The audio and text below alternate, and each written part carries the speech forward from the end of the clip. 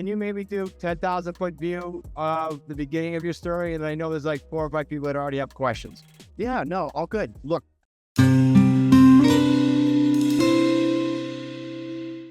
I love doing this, by the way, not so much talking about me, but talking about how the American dream is alive and well. And, my story, I grew up youngest of 7, went to school in a 2-room schoolhouse, and I had an opportunity when I was 20-some years old to turn around a failing health club.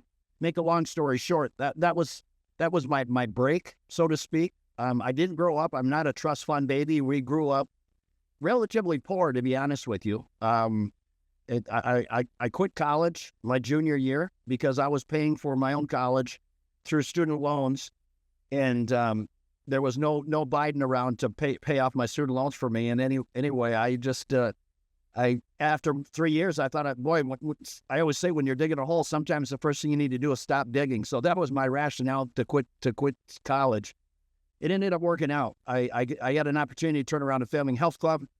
I took that health club and I grew it to about 7 locations. I sold it, and then I took a step back and thought about, what else is out there. And I came up with this concept about this 24-hour gym, smaller in stature, and I went all in on it. I built a couple of these small clubs. I didn't know at the time that I was going to go on to build one of the largest wellness brands in the world, but I always say opportunity, it doesn't knock, it whispers. And I guess the punchline here is, for me, here I am 25 years later. I've got about 4,000 locations in 28 countries. I'm still the single largest shareholder of all those brands.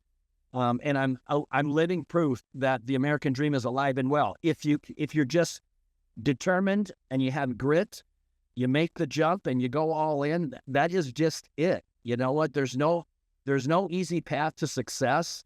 And in today's day and age with social media and all the freaking nonsense that's out there, it's hard to decipher through what's real, what isn't. I can tell you, hard work works. Regardless of what anybody says, yeah, of course there's some people out there that find an easy path, they get lucky. But I don't know that I'd bet the farm on that logic. To me, I've always been the kind of guy to look into what I'm doing, dig into it, understand it, and if I can check all the boxes, then I lean in and I give it a good, honest effort. I really lean into it, and that's what I did with Snap Fitness and some of the other wellness brands I've created. And today, here I am. I've been in business for 40 some odd years. I'm 63. I still use those same principles. I understand what I'm doing, and when I get into it now, where I'm at in my life, I don't bet the farm, but I still love to work. I've got passion to build companies and build brands, and one of my biggest passions today, honestly, it's helping people like you, giving you firsthand knowledge of real life road rash, where the potholes are, what to look out for, and help you kind of square your shoulders towards that goal of financial freedom, and then get you on your way, right? Just the basic fundamentals. So that's kind of my story. I'm a man's man. I say it like it is. Every now and then a little profanity sneaks in. I'll apologize in advance for it, but it's all passion, okay? Everything I do, it's about helping you and helping you find your way. So with that said, I'm here for you. Peter, appreciate it. Rob, I think you said first you had a question, buddy. Yeah. Hey, Peter, how you doing? Nice to have you on. My pleasure. Yeah. So basically, I just want to know, what was your biggest challenge, and what did you do to overcome that? Boy, the biggest challenge. There were so many challenges. It's hard to figure out which was the challenge. But I think for me, when I started these health club chains, I didn't have a lot of seed capital. I was bootstrapping it, okay? And so I had to be very careful about how I spent my cash, because if I was not cautious with my capital and I lost it, there was no plan B. There was nobody I could turn to that was going to loan me the money. So I think it's the management of capital, and then when I say bootstrapping is, another way of bootstrapping is literally, it's not just financial capital, it's human capital, and understand that as well. The first employees that you hire early on in a company, just like all of you kind of thinking about you're either in real estate or you're thinking about getting into real estate. I tell you what, understand every facet, every component, and you've got a couple of great mentors there, and Chris and Zach. These guys have done it. I mean, they're money. And if I didn't believe in these guys, I wouldn't be doing these calls, okay?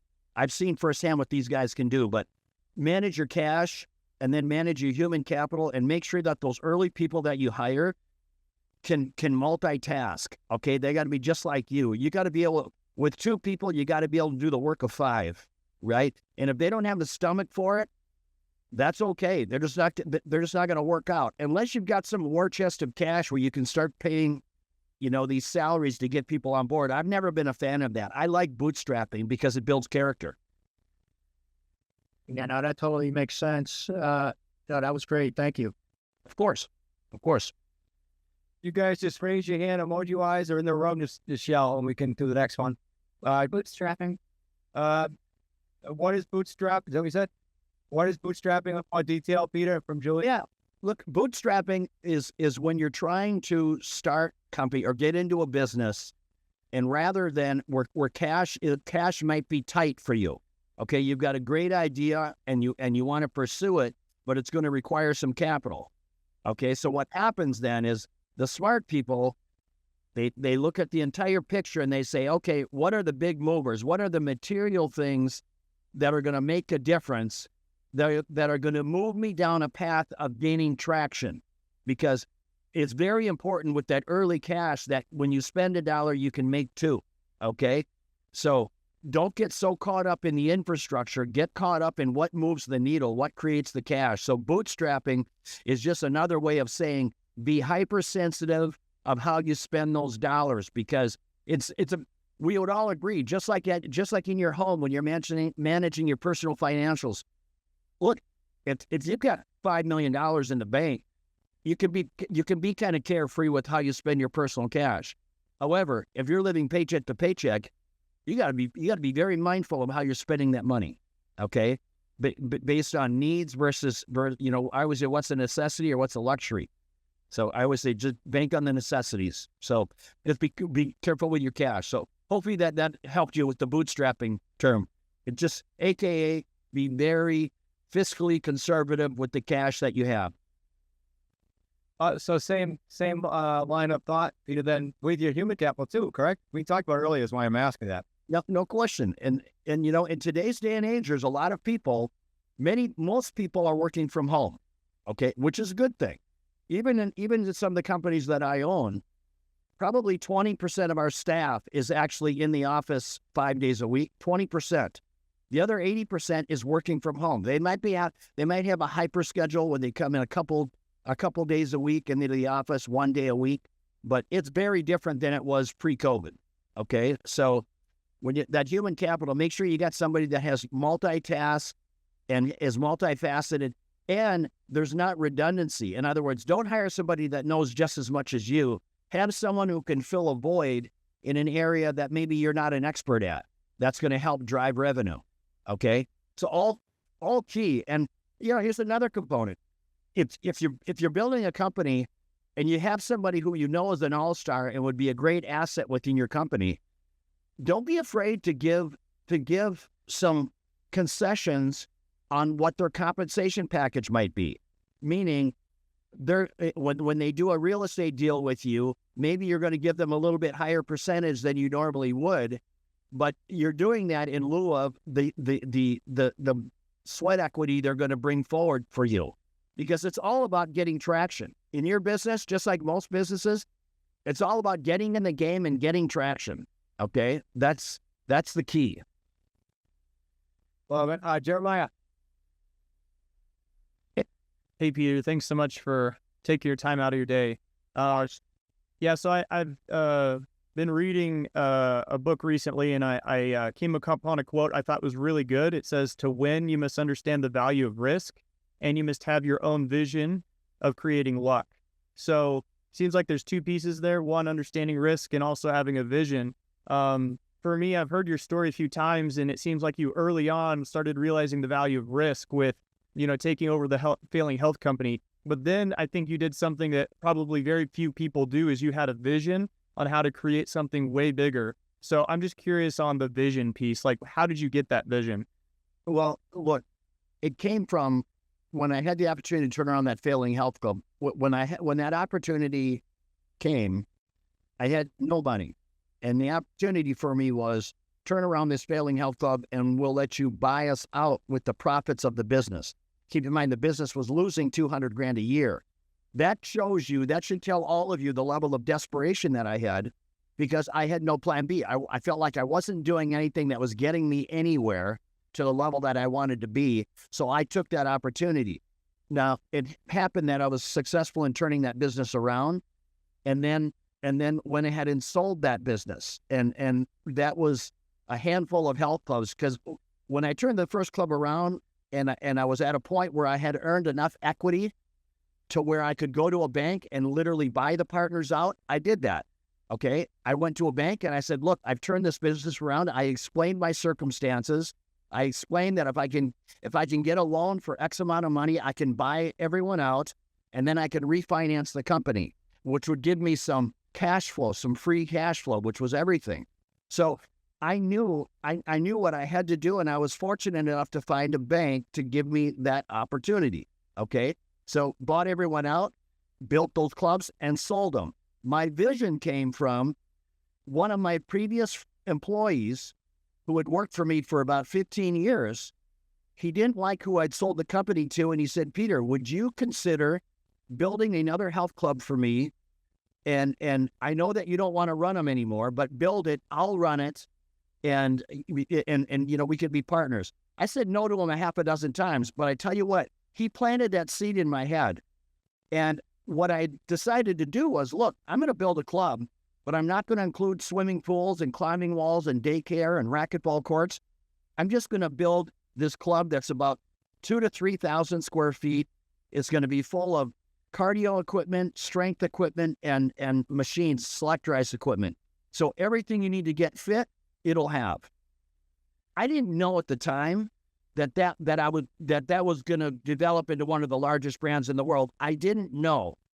But here's another important component. I built one club, and in 90 days, that club sold enough memberships. It had such low overhead. It was 24-hour access, and if you belong to one, you belong to them all. I only had 1 or 2 employees in the business, so the unit-level economics worked. I built it. I had no idea it was going to perform at the level that it did, so I was pleasantly surprised. So I went back to that employee of mine who was now running that one club, and I said, how do you feel about me building another one? Okay. He says, oh, that'd be great. I built another one without telling him. I built another one in a different size community just to see if the unit level economics were scalable. The first one I built was in a mid-sized town. The second one I built was in an urban community. Okay. It performed the same way. Now I'm thinking this business may have legs, because I just built 2 clubs. They both cash flowed enough to cash flow the business in 90 days. And then I put one in a little town of 3,500 people. And I thought, there's no way this one will succeed.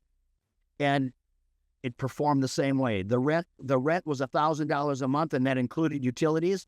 So now think about it.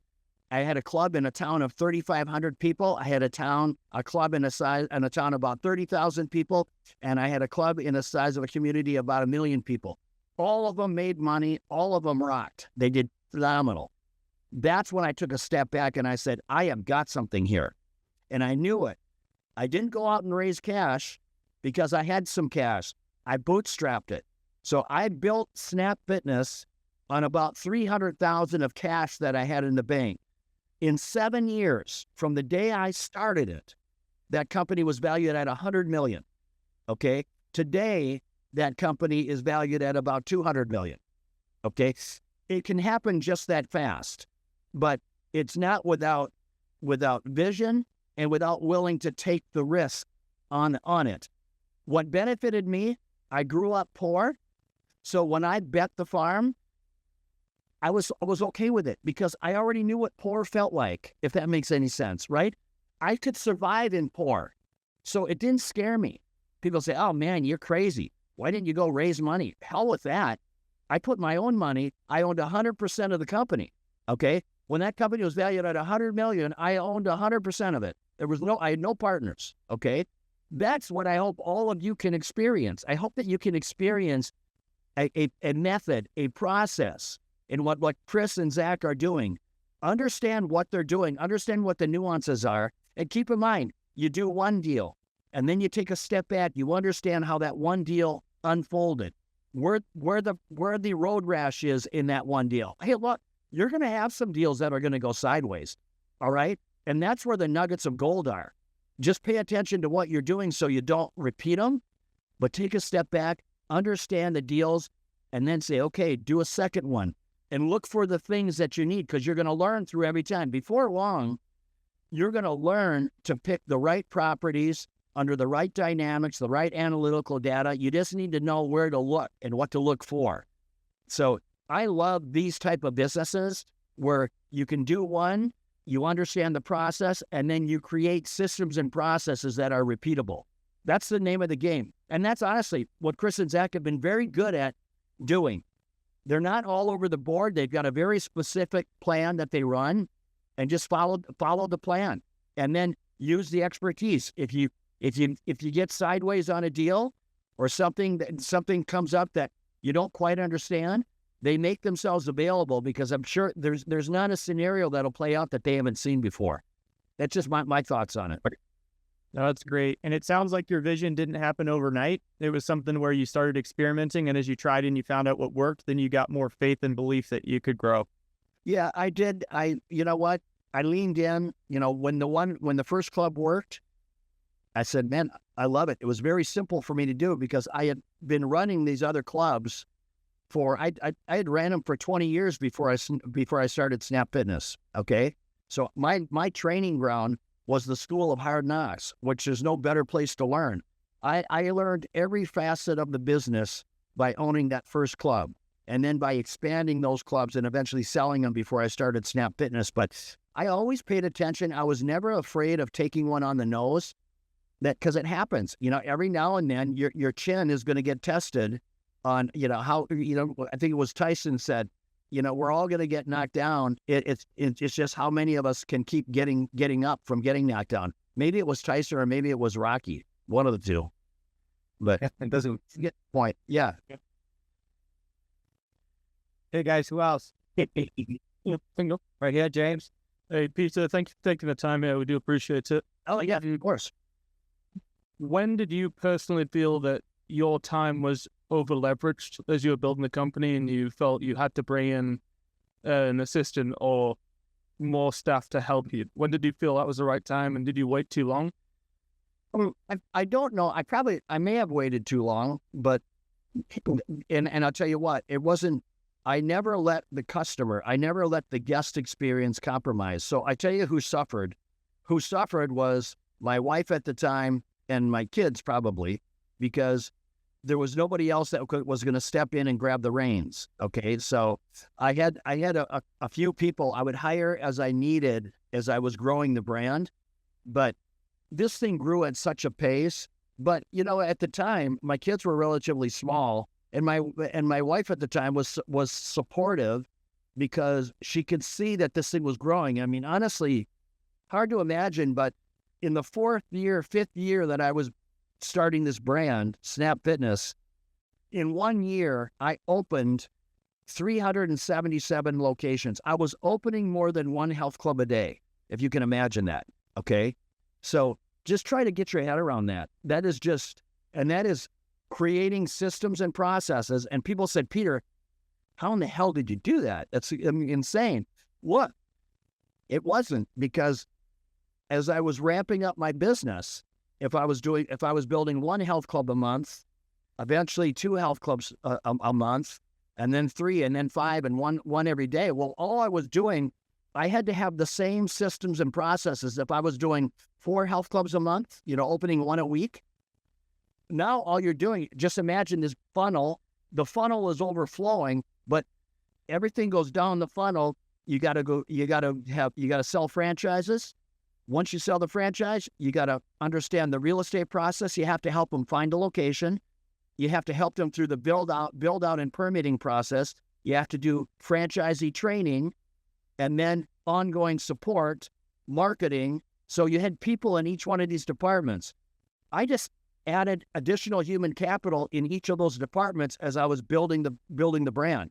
So when I was building more than one health club a day, look, I had a staff of about 120 people, which is still relatively small when you're a small organization, when you're doing that kind of volume. It's crazy, okay? And I made everybody, I was very specific, systems, processes, and I always told everyone, stay in your lane, okay? Everybody had a huge responsibility, and if you're worried what the guy next to you is doing, then you're taking your eye off the ball of what you need to be doing. So I was very specific on, look, I'm the head coach, and I'm looking at the entire playing field.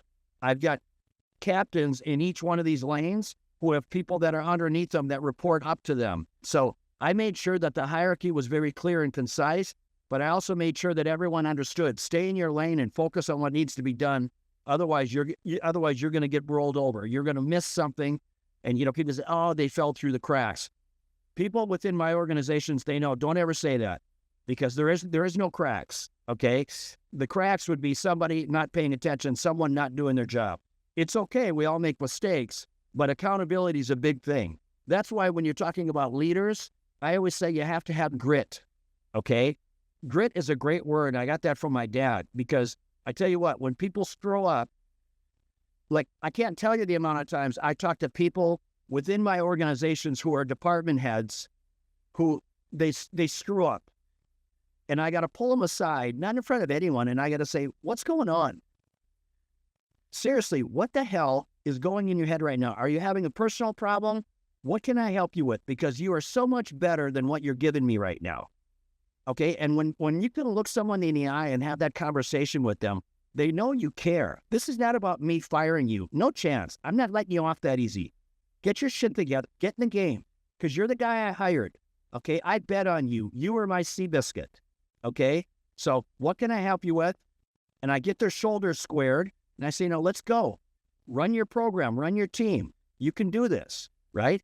And when they will leave that room, they've got the heart of a lion. Why? Because you didn't beat them down. You propped them up, and you said, get it together, playa. Right? That's how you win. Thank you. Who else, guys? So what habits and practices do you do on a daily basis to, generate success and then maintain and sustain that? Well, I've learned early on, I exercise, I try to exercise every day. I probably average, I probably miss a day every 10 days, maybe something like that. So I probably work out 28 days a month.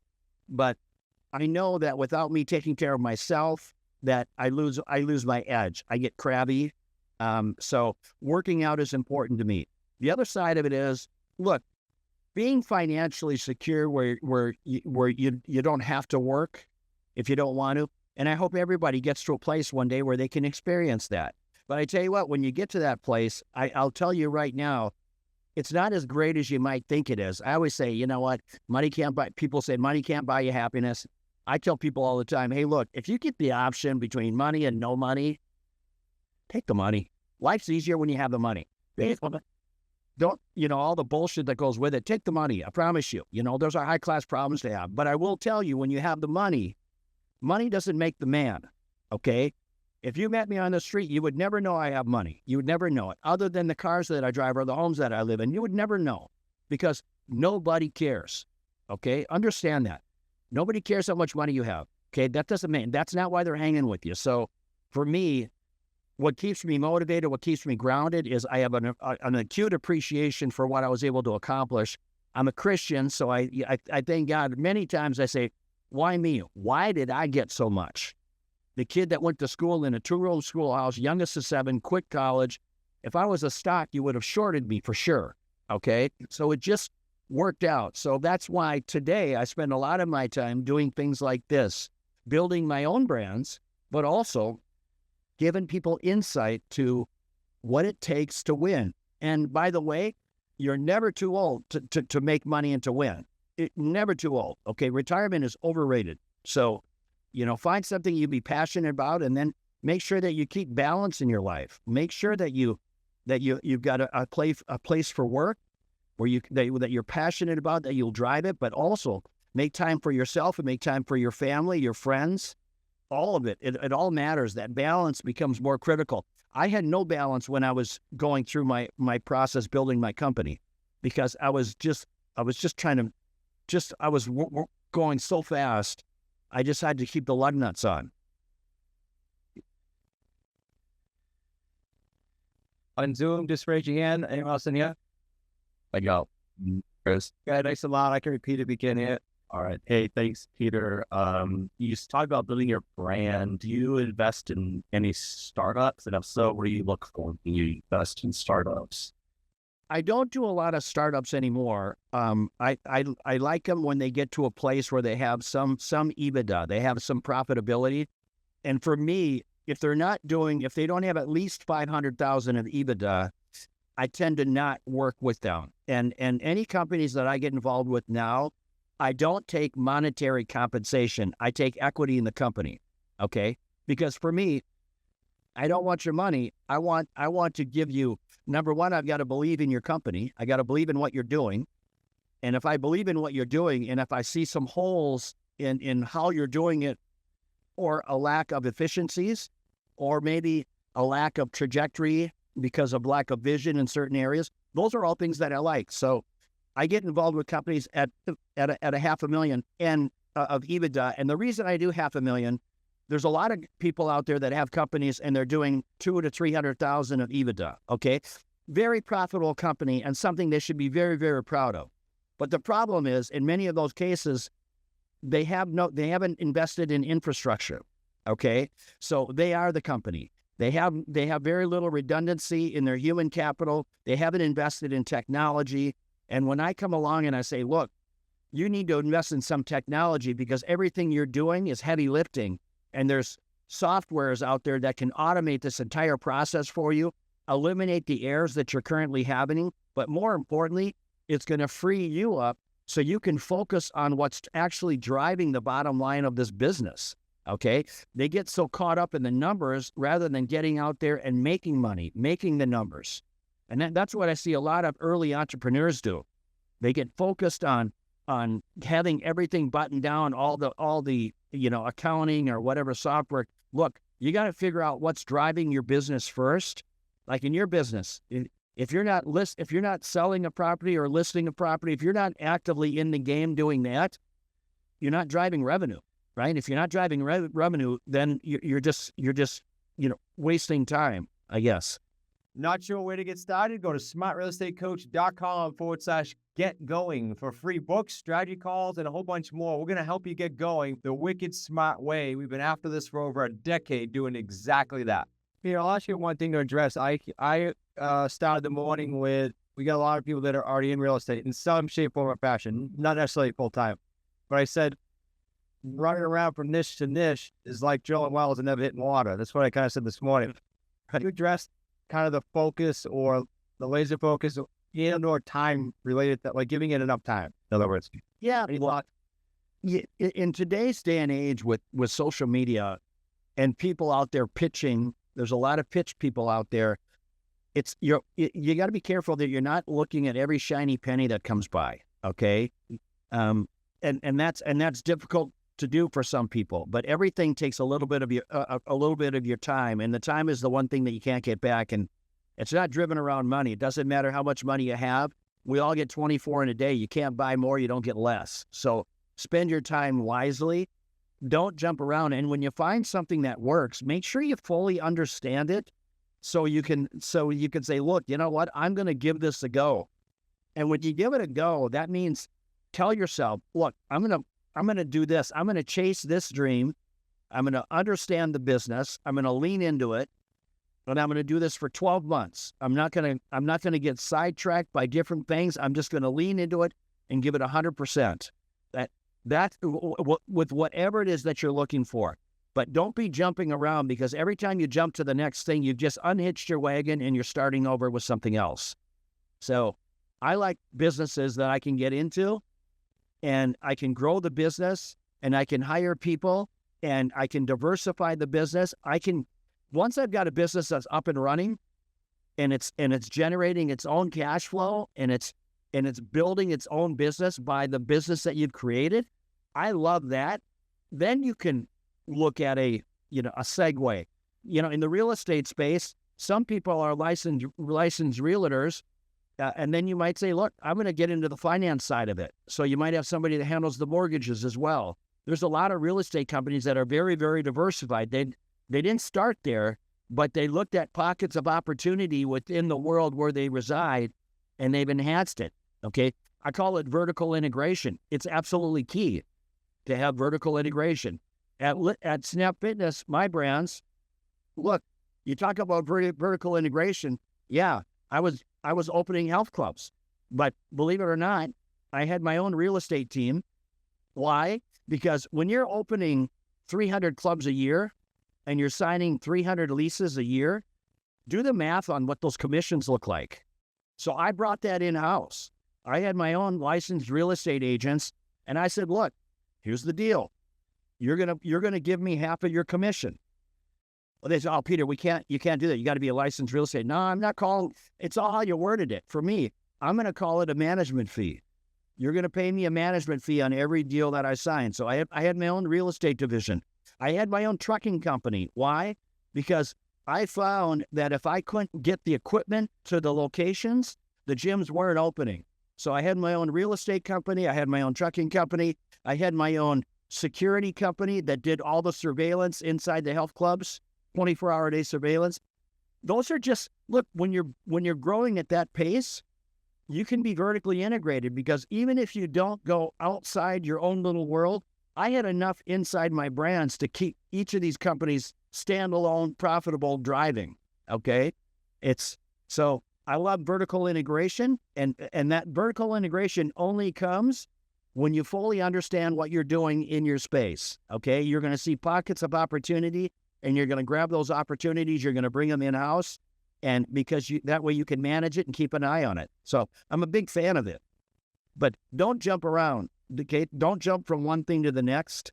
I can tell you this, the real estate space, it's been around forever, and we all know people who have done unbelievably well in real estate. Unbelievably well. It's not going anywhere, okay? It's not going to become obsolete. It's just, it's a very, very promising space to be in. And the more that you get into it, the bigger your reputation becomes within the space. It becomes self-fulfilling. So people find you because they know you do deals, and you get deals done. You get them across the finish line. That's absolutely key. Awesome. Thanks, Peter. Anand, I see your hand. We literally have 5 minutes. You got a question, and we'll wrap it? That's Anand, right? Yeah. I had a text. Yeah. How do you handle when self-doubt reaches? Sometimes you're not seeing the results, and your brain kind of question. How do you handle it? Self-doubt. Look, we're all human. And I always say self-doubt is a dream killer, okay? Doubt is a dream killer. So you got to be aware of it when you're having those moments of doubt, and understand doubt comes. Some people say, Peter, God, I just have this gut feeling. And I say this all the time. Look, you feel a little bit anxious about this because you're doing something that you've never done before. It's perfectly normal. It's not divine intervention. It's not God telling you, don't do this, sirens going up. That's not it. It's because you're doing something you've never done before. Perfectly normal behavior. Now, what you could do is, so doubt is self-inflicted, all right? So to help calm that is fully understand, dot your I's, cross your T's, and make sure that you understand what it is you're doing. And also understand that, look, this doubt that you're experiencing, you've got to work through it. Because if every time you talk yourself out of it, you're never going to go anywhere, okay? And we all know people like this. They never make the jump. They sit around, they talk about it, they study, they do everything. Some people have real estate licenses, and then they never do anything with it, okay? So, look, at the end of the day, prepare yourself, surround yourself with knowledgeable people who have been there and done it, but don't do all that hard work and then never make the jump. Lean into it, give it an honest effort, and if you're not getting the traction you originally wanted, go back to your mentors and say, look, I'm not getting the traction that I thought I would have. What am I doing wrong? And you may find that you're not doing enough of this or enough of that, or you're focusing on the wrong thing. Early on, you need to focus on these two things. So that's why it's important to surround yourself with good, knowledgeable people like Zach and Chris, right? They've done hundreds of these deals. They get the space. So I would leverage the relationships within those two, but also the fraternity of people that you have in that room are people you can bounce ideas off. I mean, I've been doing this for a number of years now. I love it when people within the room collaborate and end up getting deals put together, just through a collaborative effort. So I love it when I see those type of things. That's real estate. It's collaborative between buyers, sellers, and infrastructure. Cool. I think we're there, Peter, time-wise. Want to help you there? I really appreciate it, buddy. You either just got done golfing or you're going golfing, but either way, enjoy your afternoon. No, I just finished. I finished before I hit this call. So I thought I'd give myself enough time to shower before I got home, but so sorry for the golf hat attire, but I mean, you're looking great as usual. Yeah, good to see you guys, and good luck. Good luck. You guys are in good hands. Yeah, thank you. My pleasure. Take care. Bye-bye now.